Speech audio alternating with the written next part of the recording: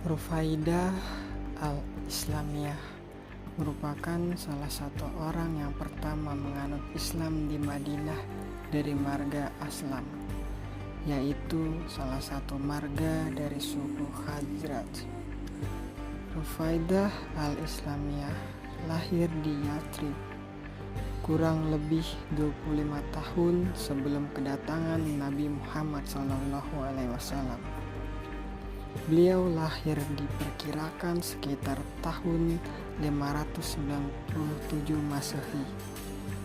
Rufaidah al-Islamiyah wafat di tempat kelahirannya, yaitu di Madinah.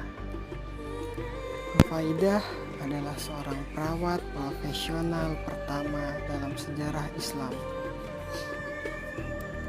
Beliau hidup pada masa Nabi Muhammad SAW pada abad pertama Hijriah atau abad ke-8 Masehi. Di dalam sejarah menyebutkan bahwa beliau mencurahkan perhatiannya kepada masyarakat untuk mencapai kesehatan yang lebih baik. Rufaidah al-Islamiyah mengalami kehidupan jahiliyah dan masa Islam sekaligus. Hal ini berpengaruh terhadap perannya di masyarakat.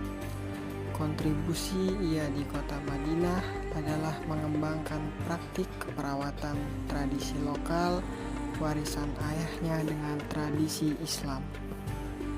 Pada kajian kali ini akan melihat perannya pada masa jahiliyah. Kondisi praktik kesehatan di masa Rufaidah dan ayahnya hidup dipengaruhi oleh praktik kesehatan Persia dan Bizantium. Sekitar abad ke-6, penduduk Arab berada dalam kurun waktu kedua kerajaan ini. Praktik kesehatan yang diserap oleh Rufaidah dari ayahnya kala itu terkait praktik keperawatan. Mereka mengenal dua tradisi praktik kesehatan selama masa jahiliyah, yakni praktik kesehatan lokal masyarakat Arab dan praktik kesehatan peradaban kuno. Praktik kesehatan lokal masyarakat Arab terbilang masih sederhana sesuai keadaan geografis. Mereka memanfaatkan kondisi alam untuk melakukan praktik kesehatan. Mereka sebagian besar bergantung kepada hewan dan tumbuhan yang ada di sekitar mereka, seperti jinten hitam, bunga memeklon, trofil gurun, air kencing unta, empedu hewan buas, susu keledai betina, dan lemak cair dari ekor domba. Selain itu, mereka telah mengembangkan teknik pengobatan seperti teknik venestion, kauterisasi, dan bekam. Teknik venestion adalah teknik pengobatan yang dilakukan dengan cara mengeluarkan darah dari pembuluh darah vena. Teknik ini dilakukan ketika pasien mengalami sumbatan-sumbatan tertentu di daerah pembuluh darah vena akibat dari pola makan yang tidak teratur. Selanjutnya, teknik kauterisasi. Teknik ini dilakukan dengan cara menyulut badan dengan besi yang telah dipanaskan. Teknik ini dilakukan untuk mengatasi penyakit mental, kudis, kropeng, dan luka terbuka lainnya. Terakhir adalah teknik bekam. Teknik ini merupakan teknik pengobatan yang dilakukan dengan cara menyedot keluar darah kotor yang ada di tubuh. Teknik ini dipercaya mampu mengeluarkan zat racun dan zat berbahaya dalam tubuh. Praktik kesehatan Islam muncul pada abad ke-6 Masehi, dipengaruhi oleh 3 bidang kesehatan tradisi, yaitu peradaban kuno, Arab Baduy, dan Tibun Nabawi. Tidak ada banyak data terkait praktik kesehatan sekitar abad ke-6 hingga abad ke-7 Masehi, kecuali keperawatan yang dilakukan oleh Rufaidah al-Islamiyah. Dia menjadi tokoh penting di dalamnya, mengembangkan praktik kesehatan Islam dan keterlibatan perempuan dalam perang Islam. Itu tujuan penelitian ini adalah untuk mengetahui gambaran kedokteran atau kesehatan dalam Islam dunia pada masa klasik dan peran Rufaidah al-Islamiyah dalam keterlibatannya bidang keperawatan dunia Islam. Kesehatan dunia telah muncul sejak 7000 Masehi pada abad ke-6 hingga ke-7. Rufaidah al-Islamiyah mempunyai peranan penting dalam perkembangan praktik kesehatan dunia. Dia mulai menyusui untuk pertama kalinya di dunia Islam.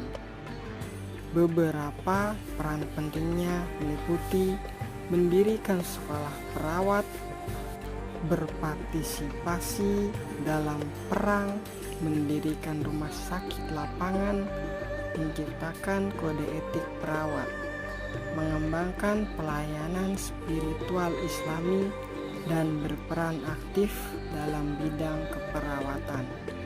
Kegiatan sosial di kota Madinah.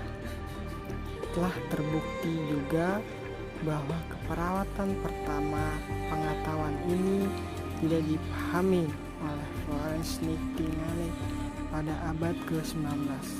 Namun demikian sudah ada sejak abad ke-6 oleh Rufaidah al-Islamiyah. Rufaidah al-Islamiyah memiliki seorang ayah yang bernama Sa'ad al-Aslami. Ayahnya adalah seorang tabib terkemuka, bahkan seorang pimpinan atau imam para tabib di kalangan masyarakat kota Madinah. Ayahnya juga dikenal memiliki kemampuan pengobatan yang terkenal di seluruh jazirah Arab.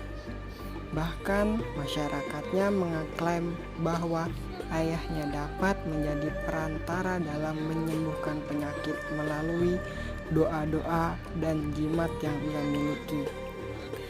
Terkait pendidikan keperawatan yang diterimanya didapat dari ayahnya yang berprofesi sebagai tabib. Praktik keperawatan sudah melekat di kehidupan dan telah dimulai sejak masa kecil.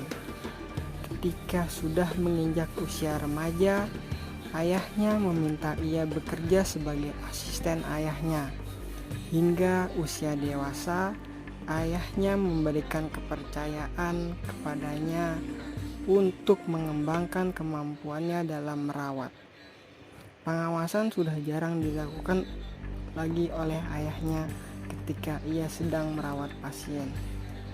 Ayahnya telah mewariskan praktik keperawatan dasar masyarakat Arab dan kemudian dikembangkan ketika periode Islam di Madinah.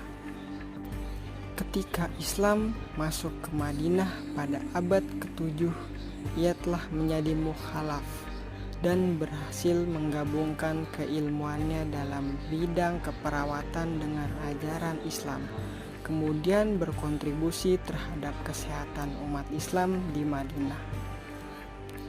Pada masa peperangan telah ikut serta ke medan perang untuk menangani orang yang terluka. Dan ketika damai ikut andil dalam aktivitas sosial di masyarakat kota Madinah.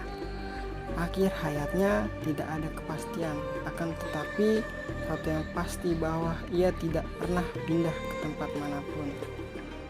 Dapat dipastikan bahwa meninggalnya di kota kelahiran di Madinah. Rufaidah al-Islamiyah telah dikisahkan sebagai dokter perempuan pertama dalam Islam oleh Umam Farida dalam karyanya yang berjudul Perempuan Teladan Para Istri Putri Sahabat Perempuan Nabi SAW. Sekian penjelasan mengenai kisah Rufaidah al-Islamiyah. Terima kasih. Assalamualaikum warahmatullahi wabarakatuh.